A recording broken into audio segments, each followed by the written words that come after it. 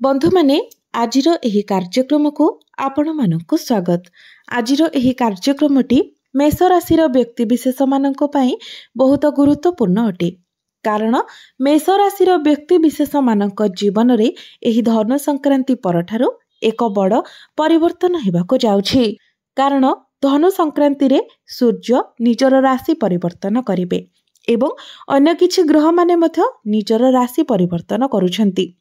तो यार प्रभाव रे आपणक जीवन रे एक बड़ परिवर्तन हेबाको जाउछि। अनेक क्षेत्र रे आपणको सफलता मिलिबा सह किछि क्षेत्र रे आपणको सतर्कतार मध्य आवश्यकता रहिछि। आपणको प्रतिकारर आवश्यकता रहिछि। तो ही धनु संक्रांति परे आपणक जीवन रे कौन सबु परिवर्तन हेबाको जाउछि। नूतन वर्ष 2026 आरंभ हेबा पूर्वरु आपणको केउ सबु खुशी खबर मिलिबाको जाउछि एवं केउ सबु क्षेत्र रे आपणको सतर्क रहिबार अछि से विषय रे जानिबा पई आपण माने भिडियोटी को स्किप न करी शेष पर्यंत निश्चय देखंतु एवं भिडियोटी को लाइक करी चैनल टी को सब्सक्राइब करि दियंतु। कमेंट बॉक्स रे भक्ति एवं श्रद्धार सहित जय श्री जगन्नाथ जय मां लक्ष्मी निश्चय लिखंतु। तो बंधु माने आसंतु आरंभ करिबा आजिर एही कार्यक्रम को जहा आपणकर जन्म राशि एवं चंद्र राशि उपरे आधारित अटे। एही धनु संक्रांति परे आपणकर स्वास्थ्य बहुत भल रहिबो। जदि पूर्वरु आपणकर किछि भी स्वास्थ्य जनित समस्या रहितिला तो आपण देखिबे एही धनु संक्रांति परे आपणकर स्वास्थ्य रे सुधार आसीबो। आपण निजको स्वास्थ्यवान अनुभव करिवे। विद्यार्थी मानक कथा जदि कहिबा तो विद्यार्थी मानक पई मध्य एही धनु संक्रांति परर समय बहुत भल रहिबो। एही धनु संक्रांति परे जदि आपणकर किछि एग्जाम अछि, किछि कॉम्पिटिटिव एग्जाम अछि, प्रतियोगिता मूलक परीक्षा अछि, सरकारी परीक्षा अछि तो निश्चित भाबरे सेथिरे आपण उत्तीर्ण हेबे। धनु संक्रांति परे शिक्षा क्षेत्र रे आपण बहुत अधिक उन्नति करिवे। आपण निजर पाठ पढ़ा को नै किछि बड़ डिसिजन नै पारंती किंबा किछि बड़ स्टेप नै पारंती। एही धनु संक्रांति परे जदि आपण किछि एडमिशन करंती किंबा फॉर्म फिलअप करंती तो आपणक पई ताहा अधिक भल रहिबो। आपणकर प्रेम जीवन कथा जदि कहिबा तो ही धनु संक्रांति परे आपण आपणकर प्रेम जीवन रे मध्य एक बहुत भल परिवर्तन देखिबाको पाइबे। कारण धनु संक्रांति को सूर्य आपणकर नवम भाव को आपणकर भाग्य भाव को प्रवेश करिवे। सूर्य हेउछंती आपणकर पंचम भाव अर्थात आपणकर शिक्षा एवं प्रेम जीवनर अधिपति।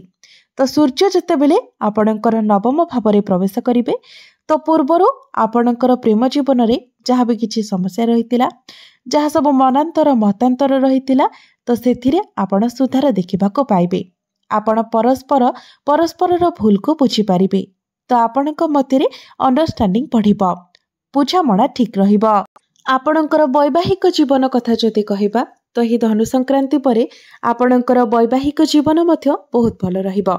कारण कुंडलीर सप्तम भावटी होइथाय वैवाहिक जीवनर भाव एवं आपणकर सप्तम भावर अधिपति हेउछंती शुक्र। शुक्र पूर्वरु आपणकर अष्टम भावरे गोचर करुथिले किंतु एही धनु संक्रांति परे शुक्र आपणकर नवम भाव को प्रवेश करिवे। अष्टम भावटी को कुंडली रे भल माना जाय न थाए, एहाको त्रिक भाव कुहा जाय थाए, रोग स्थान कुहा जाय थाए। तो पूर्वरु आपणक जीवन साथींकर स्वास्थ्य जनित समस्या देखा देउथिला, बारंबार तांकर स्वास्थ्य खराब हेउथिला। आपणकर वैवाहिक जीवन रे मध्य अनेक प्रकारर समस्या देखा देउथिला। आपणक मध्यरे वैचारिक मतभेद देखा देउथिला, भूल बुझामणा हेउथिला, छोट छोट कथा को नेकी आपणक मध्यरे डिस्टर्बेंस हेउथिला। किंतु जेतेबेले शुक्र आपणकर नवम भावरे प्रवेश करिवे, भाग्य भावरे प्रवेश करिवे तो आपण आपणकर वैवाहिक जीवन रे एक बहुत भल परिवर्तन देखिबाको पाइबे। आपणक मध्यरे कनेक्शन स्ट्रांग हेबो, आपण परस्पर को बुझी पारिबे। यह सहित आपणक जीवन साथींकर स्वास्थ्य रे जेउ सब समस्या देखा देउथिला से सब मध्य दूर होई जिवो। से किछि बड़ अचीवमेंट पाई पारंती। जेहेतु शुक्र आपणकर नवम भावरे गोचर करिवे तो आपणकर जीवन साथी को तांकर भाग्य साथ देबाको लागिबो एवं भाग्य बलरे से निश्चित भावरे बड़ उन्नति लाभ मध्य करिवे। भाग्य कथा जदि कहिबा तो एही धनु संक्रांति ठारू भाग्य मध्य आपणकर प्रबल रहिबो। कारण आपणकर भाग्य भावर अधिपति देवगुरु बृहस्पतिंकर दृष्टि आपणकर भाग्य भाव उपरे ही रहिबो, जहा फଳରେ आपण हठात देखिबे जे आपणकर एपरि किछि काम हठात करी संपूर्ण हेबो जहा आपणकर अटकी रहिथिला, जो कार्य रे अनेक प्रकारर बाधा विघ्न आसुथिला, जो कार्य को पूरा करबा पई आपण अनेक समयरु भाबुथिले। आपणकर गृह रे कोनोसी शुभ मांगलिक कार्यर आयोजन होई पारे। जदि आपण केवरे ट्रैवल करबा को चाहुथिले किंतु जाई पारु नथिले तो देखिबे हठात करी आपण प्लानिंग करिवे एवं आपणकर ट्रैवल मध्य सक्सेसफुल रहिबो। हठात करी आपणकर कोनोसी मीटिंग होई पारे जहा आपणक पई लाभप्रद साब्यस्त हेबो। एही धनु संक्रांति परे आपण निज घर पई किछि बड़ जिनिस किनि पारंती। आपण नूतन जमी भूमि प्रॉपर्टी ए सबुरे डील करि पारंती, नूतन गृह इत्यादि निर्माण करि पारंती किंबा नूतन जानवाहन मध्य किनि पारंती। आपण आपणकर भाग्य बलरे अल्प परिश्रम रे अधिक सफलता पाई परिबे। आपण भाग्य संबंधित जहाँ भी निर्णय नेबे सेथिरे निश्चित भावरे आपण सफल हेबे। तेणु जदि आपणकर किछि योजना अछि तो निश्चित भावरे एही धनु संक्रांति परे आपण ताहाको कार्यकारी करंतु, कारण सेथिरे आपण निश्चित भावरे सफलता लाभ करिवे। गुरु जेहेतु आपणकर तृतीय भावरे रहिबे तो परिश्रम तो आपणको करिबाको पड़िबो, किंतु परिश्रम को डरी जाई आपण पछको फेरंतु नाही, आपण आगको बढ़ी चलंतु, कारण आपण जेते आगको बढ़िबे जेते परिश्रम करिवे आपणको सेते अधिक सफलता मध्य प्राप्ति हेबो। क्यारियर कथा जदि कहिबा तो कुंडलीर दशम भावटी होइथाय क्यारियर भाव, कार्यक्षेत्रर भाव। आपणकर दशम भावर अधिपति होउछंती शनि। शनि आपणको कुंडलीर द्वादश भावरे गोचर करूछंती। तो एठारे जदि आमे देखिबा तो एहा आपणकर निजस्व जन्म कुंडली रे शनिकर स्थिति उपरे निर्भर करे। जदि आपणकर जन्म कुंडली रे शनि भल स्थिति रे थांती, उच्चस्थ अवस्था रे थांती, तो आपणको एही धनु संक्रांति परे निश्चित भावरे बहुत भल अपॉर्चुनिटी मिलिबो। आपण निजर क्यारियर रे बहुत अधिक ग्रो करिवे। किंतु जदि शनिकर स्थिति खराब थाए, शनि नीचस्थ थांती, पीड़ित अवस्था रे थांती, तो एठारे आपणको बहुत स्ट्रगल करिबाको पड़िबो। केवल कार्यक्षेत्र ही नुहे, निजर परिवार को नेकी हेउ, निजर रिलेशन को नेकी हेउ, आपणको बहुत समस्यार सम्मुखीन हेबाको पड़िबो। आपणको उपरे मेंटल प्रेशर रहिबो। किंतु आमे जदि सेमिति कहिबा तो एमितिरे भी आपणको उपरे कार्यभार अधिक रहिबो। आपणको अधिक परिश्रम करिबाको पड़िबो।